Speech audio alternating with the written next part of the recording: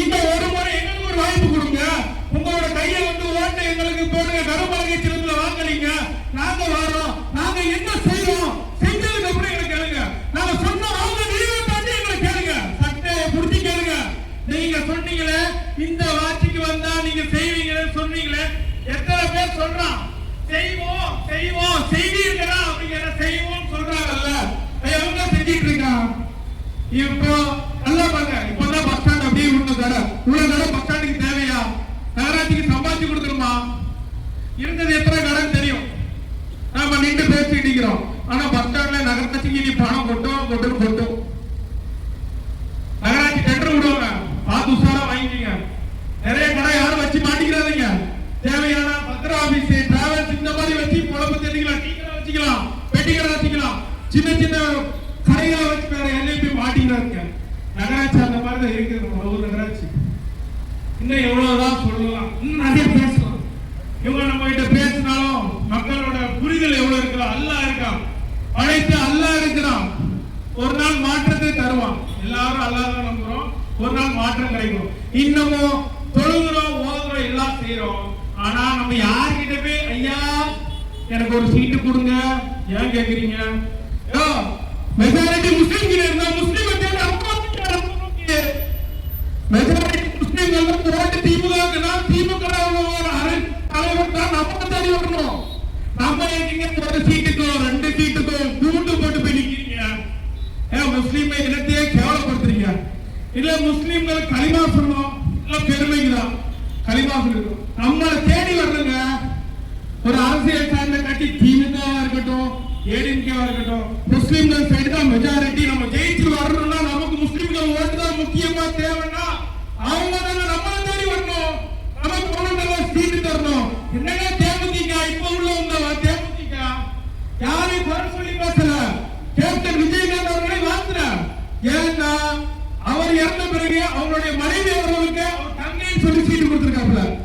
10 சீட்டு கொடுத்திருக்கீங்க. அதே மாதிரி முஸ்லிம்களுக்கு ஒரு 10 18 20 கொடுத்தா என்ன ஆக போகுது? முஸ்லிம்கள் கூடிய தொகுதிகளில் கம்பல்சரி நாம் தமிழர் கட்சியில அபூபக்கர் ஃப்ரெண்டு நிற்கிறான். அவனுக்கு நீங்க பாக்குறீங்க கடைநல்லூர் தொகுதியில.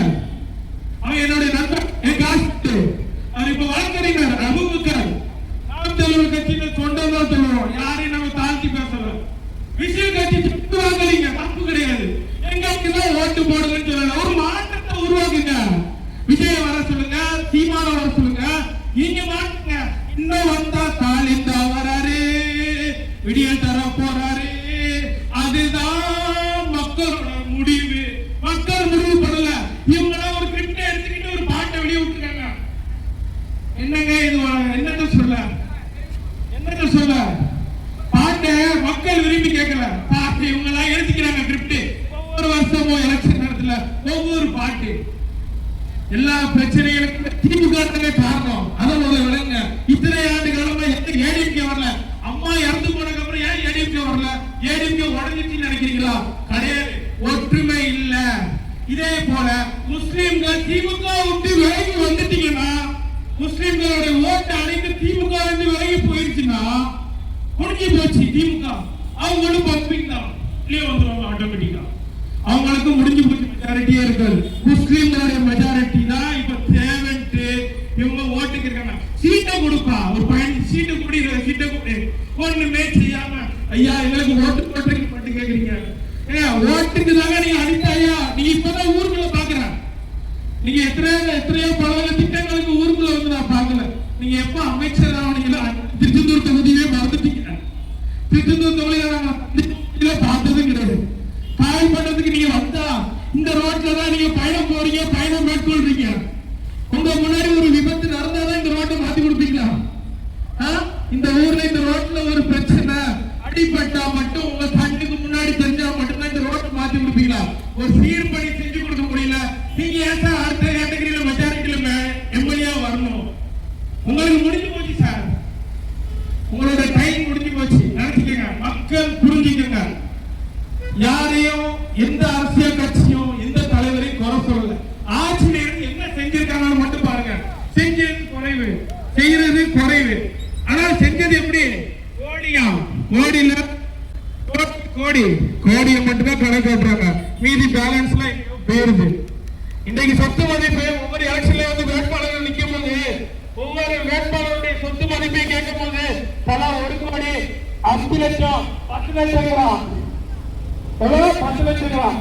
ஒரு வேட்பாளர்கள் நிற்கக்கூடிய கட்சிக்காரருடைய வேட்பாளருடைய பணத்தோடைய லிஸ்ட சொல்லி சிபிஐ என்ஆர்சி உள்ள விட்டு பார்த்தா தெரியும், பல கோடிக்கு சொத்து இருக்குது. என்ன நேரம் நிறைய புரிஞ்சுக்கங்க, இவ்வளவு ரூபா இருந்தாலும் வேட்பாளரா நிக்க முடியாது தமிழக தேர்தல் ஆணையமே சொல்லுது. இவ்வளவுதான் பணத்துல தேர்தல் ஆணையம், ஆனா அவங்களுக்கு அது சொன்னதை விட பல மடங்கு இருக்கு. ஒண்ணு இல்ல, ஸ்டாலின் கிட்ட 1 கோடி என்னமோ இருந்தா ஒரு கார் தான் இருக்குன்னு சொன்னாராம். வாக்கு வாக்கு கேட்க போகுது வேட்புமனுல அவர் கட்டிக்கிற வாக்கு ஒவ்வொரு வாட்சி 2 கோடி ரூபாய் 80 லட்சம் ரூபாய் 40 லட்சம் ரூபாங்க. கையில கட்டுற வாட்சி யாரோட பாருங்க, மக்கள் நம்மளோட வரி பணத்தை தான் அவங்க நல்லா ஆள்றான்.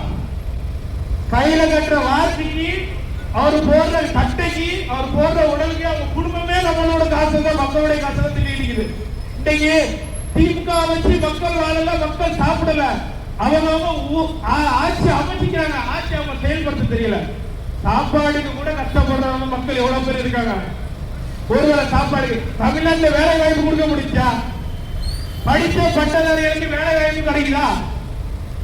எம்பிசி பட்டப்படிப்பு வாய்ப்பு கொடுக்குறீங்க, எங்க கொடுக்குறீங்க? படித்த பட்டதாரிகளுக்கு வேலையே இல்ல. அவன் என்ன பண்ணுவான்? 500 ரூபாய் வேலைக்கு போவான். அப்புறம் எங்க டிகிரி படிக்கணும்? அவ்வளவு பெரிய காலேஜ், நிறைய காலேஜ் கட்டுறீங்க, கட்டுங்க. நிறைய ஹாஸ்பிட்டல் கட்டுறீங்க, கட்டுங்க. யாருக்கு மெடிக்கல் காலேஜ், யாருக்கு ஹாஸ்பிட்டல்? இப்ப எல்லாம் கொஞ்ச நேரம் தெரியும், அனைத்துமே நார்த் இந்தியால தான் வருவான் படிக்கிறதுக்கு. எல்லாம் வட மாநிலத்துக்கார தான் வருவான். அவங்களே நம்பிக்கல, அவன் பர்சன் தான். அவன் மாநிலத்துக்குள்ள நம்ம போக முடியாது. அவன் நம்ம மாநிலத்துல வந்து தமிழை கத்துக்குவான். மோதிக்கிற மாதிரி தமிழை ஈஸியா கத்துக்குவாரு. தாய்மொழி நமக்கு தமிழ், நம்மளால ஹிந்தி பேச கத்துக்க முடியும், முயற்சி செய்வோம். பல்வேறு கம்யூனிகேஷன் லாங்குவேஜ் கத்துக்கிறது நம்மளோட ஆசை. ஆனா அவன் ஈஸியா தமிழ் பேசுவான், ஹிந்திக்காரன். அதே போல ஒரு வாக்குறுதி கொடுத்துருக்கான் சென்னையில, தாமரை சின்னம் புதுச்சேரியிலையும். இங்கே நான் பாஜக ஆட்சி அமைந்தால் கண்டிப்பாக இவ்வளவு மாறுவாடிகள் நாங்கள் அனைவரும் சேர்ந்து ஒரு வீடு கட்டி தருவோம் சென்னையில அப்படின்னு ஒரு பாஜக வேட்பாளர் ஒருத்தவங்க ஓட்டிகள் சொல்லியிருக்காங்க. இதே நம்ம முஸ்லீம்கள் நீங்க புரிஞ்சிக்க மாட்டேங்கிறீங்களா? எவ்வளவு கஷ்டப்பட்டு மக்களிக்கிறாங்க, எவ்வளவு கும்பல் ஏழைகள் எவ்வளவு இருக்காங்க, அவ்வளவுதான் நீங்க பார்க்க மாட்டேங்கிறீங்களா? எப்போ எலெக்ஷன் வருது, அந்த 5 வருஷத்துக்கு ஒரு வாட்டி தான் வருது, அதுல கொஞ்சம் கலைக்குங்க. 5 வருஷத்துக்கு வர ஒரு முறை எலெக்ஷன் தான். அந்த எலெக்ஷனுக்கு நம்ம தாங்க ஒரு முற்றுப்புள்ளி வைக்கணும். இந்த ஒரு 5 வருஷம், இந்த 2026 31 வரைக்கும் என்ன ஆக போறோம்னு தெரியல, பார்ப்போம் பொறுத்திருந்து. இப்பவும் திரும்ப வரட்டுங்க, யார் ஆட்சிக்கு வந்தாங்க அப்படின்னு நினைக்கிறோம். ஒரு முறை சட்டசபையில நம்ம ஆட்சியோட எண்ணிக்கையை கூட்டுங்க, சட்டசபையில முஸ்லிம்கள் மெஜாரிட்டியோட எண்ணிக்கையை கூட்டுங்க. அங்க சட்டசபைக்கு கவர்னர் என்ன பேசுறாங்கல்ல, எல்லாத்துக்கும் ஆமா சாமி, எல்லாத்துக்கும் ஆமா சாமி. இது மட்டும் தான் தலை மட்டும் தான் ஆட்ட தெரியுது, யாரும் எதுக்கு சரியில்லைங்க. நம்மளோட கொள்கையும் சரி, நம்மளுடைய மக்களுடைய உடன்பாடு அனைவருமே தேவைதான், யாரையும் இருக்கல. இந்த ரோட மட்டும் போட்டு கொடுங்க ஐயா, இந்த வர எலெக்ஷன்ல நீங்க ஜெயிச்சிட்டீங்கன்னா எங்க மக்களுக்கு முதல்ல நான் ஒரு சின்ன கோரிக்கையா வைக்கிறேன், விபத்து நடக்காம பாதுகாக்கிறதுக்கு மக்களை எங்களுக்கு வேண்டி இந்த ரோட போட்டு கொடுங்க, நல்லா இருப்பீங்க. அது ஒண்ணு மட்டும் செய்யுங்க. சரி, இன்னும் சட்ட நேரத்தில் நமது ராயல் மண்ணை மைதன் ராயல் ஆசான் அவர்கள் நம்ம ஜீவிக்கடலில் போய் சீதக்காய்க்கடலில் பேச உங்களிடம் இருக்கிறார்.